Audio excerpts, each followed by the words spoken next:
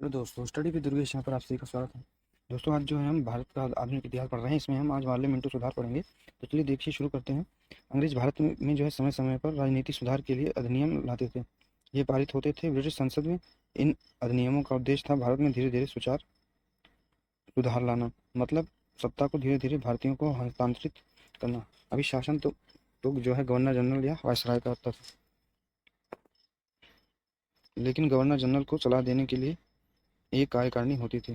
कार्यकारिणी कुछ लोगों का समूह होता था जो गवर्नर जनरल या वातावरण को सलाह देते थे। गवर्नर जनरल की कार्यकारिणी में कुछ सदस्य गवर्नर द्वारा मनोनीत होते थे, कुछ सदस्य अशासकीय होते थे। अशासकीय मतलब गैर सरकारी होते थे, भारतीय होते थे। इनका जो है चुनाव जनता नहीं करती थी। एक तरह से उनका चुनाव जो है बहुत ही संभ्रांत, बहुत ही संपन्न लोग सलाह देकर कार्यकारिणी में भेज देते थे, जो बहुत धनी होते थे। तो सलाह देने वाले संस्था को गवर्नर जनरल की कार्यकारिणी कहा जाता था। आज हमारे देश में वर्तमान में सलाह देने वाली संस्था संसद है। संसद हमारे राष्ट्रपति को सलाह देती है। राष्ट्रपति संसद द्वारा दी गई सलाह पर जब तक हस्ताक्षर नहीं करता है, तब तक कोई कानून नहीं बनता है। संसद राज्यसभा और लोकसभा के माध्यम से किसी विधेयक को पारित करता है, फिर वह विधेयक जाता है राष्ट्रपति के पास। यानी राष्ट्रपति एक प्रकार से गवर्नर जनरल की भांति है और हमारी संसद कार्यकारिणी है। तो गवर्नर जनरल का कोई भी निर्णय अकेले का नहीं होता है, उन्हें जो है सलाह देने के लिए कार्यकारिणी होती है। धीरे धीरे गवर्नर जनरल की कार्यकारिणी का विस्तार हो रहा था, यानी उसमें चुने हुए सदस्य भरे जाते थे। वहाँ चुने सदस्य भारतीय जनता द्वारा चुने जा रहे थे। धीरे धीरे विधान मंडलों में, तो इसे हम कहते हैं राजनीतिक सुधार। जैसे विधानमंडलों का आकार बढ़ता जाएगा और जैसे अधिक से अधिक भारतीयों को निर्वाचित करके विधानमंडलों में भेजा जाएगा, तो इसी तरह से धीरे धीरे सत्ता भारतीयों को हस्तांतरित होगी। इसे अंग्रेजों ने राजनीतिक सुधार का नाम दिया था।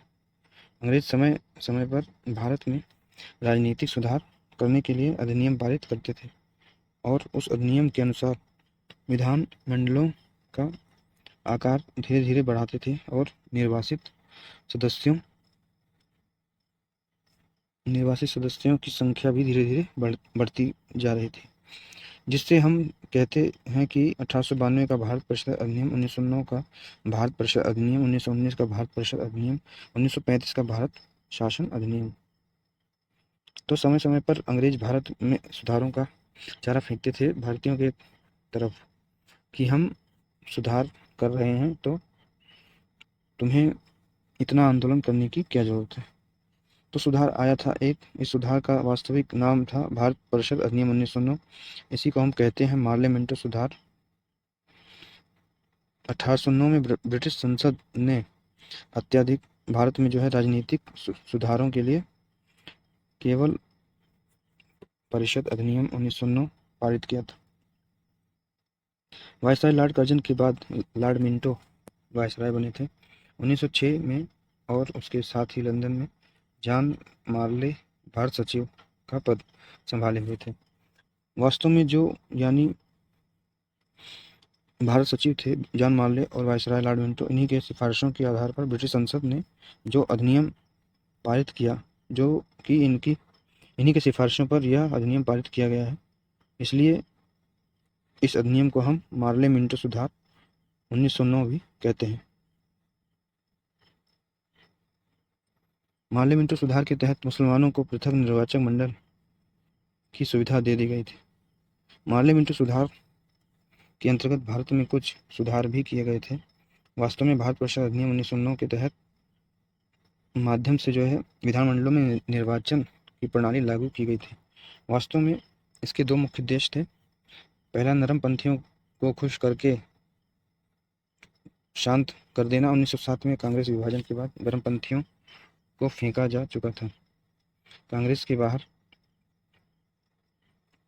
अरब नरमपंथियों को खुश करना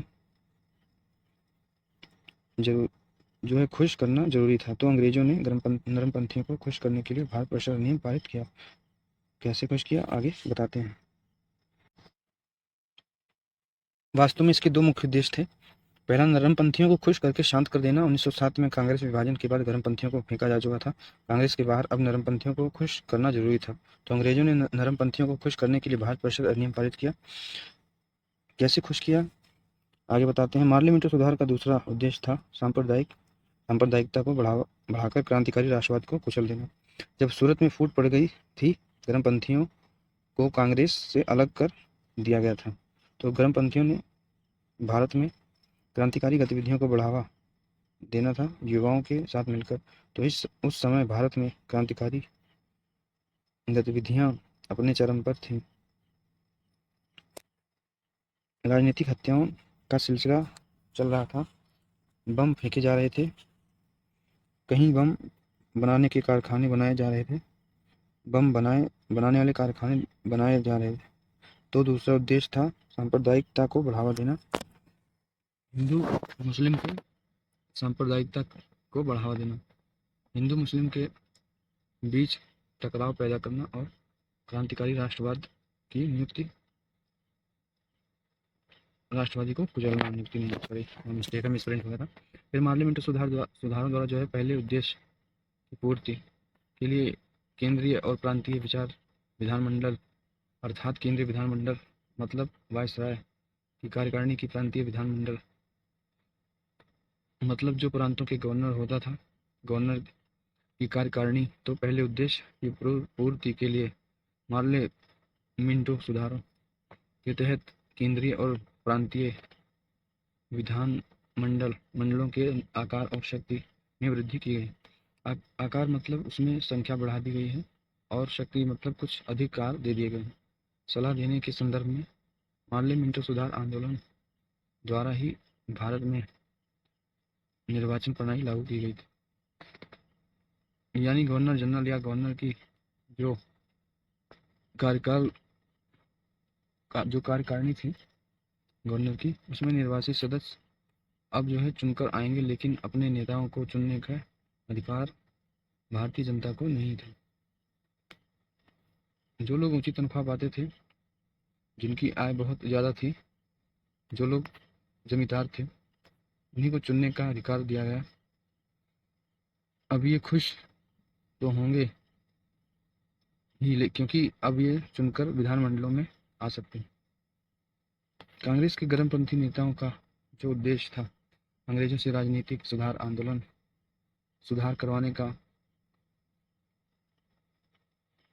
वो मिल तो रहा था राजनीतिक सुधार, और जब राजनीतिक सुधार मिल रहा है तो क्रांतिकारी आंदोलन करने की क्या जरूरत है, शांत बने रहो। यही कारण है कि 1907 के तहत सूरत फूट के बाद 1915 तक कांग्रेस में कोई विशेष आंदोलन नहीं चला, क्योंकि नरमपंथियों को जो चाहिए वो मिल रहा था।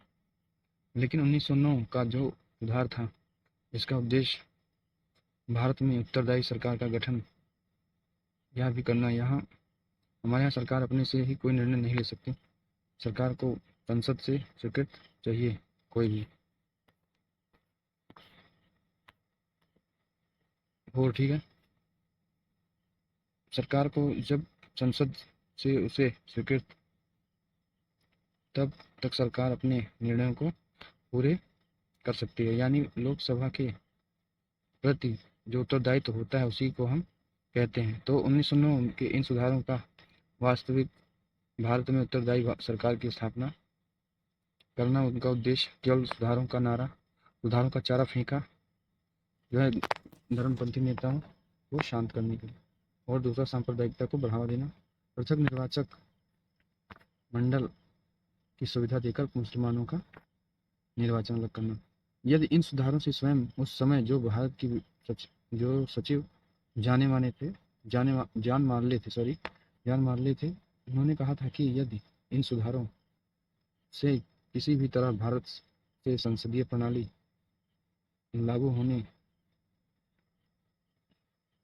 होने का जो बजट है, तो कम से कम मेरा उससे कोई नाता नहीं होगा। दूसरे उद्देश्य की पूर्ति के लिए ब्रिटिश सरकार ने मुस्लिमों को पृथक निर्वाचन मंडल की सुविधा प्रदान की, जो कि इस अधिनियम का सबसे बुरा पक्ष था। और वास्तव में ये अधिनियम मुस्लिमों को पृथक निर्वाचन मंडल की सुविधा प्रदान करने के लिए ही लाया गया था। अंग्रेजों की यही नीति कालांतर में भारत के विभिन्न विभाजन का कारण बनी। पृथक निर्वाचक क्षेत्र बनाकर हम नाग के दांत रो रहे हैं, ये लॉर्ड मिंटो के जो है मिंटो ने कहा था, लॉर्ड मिंटो ने।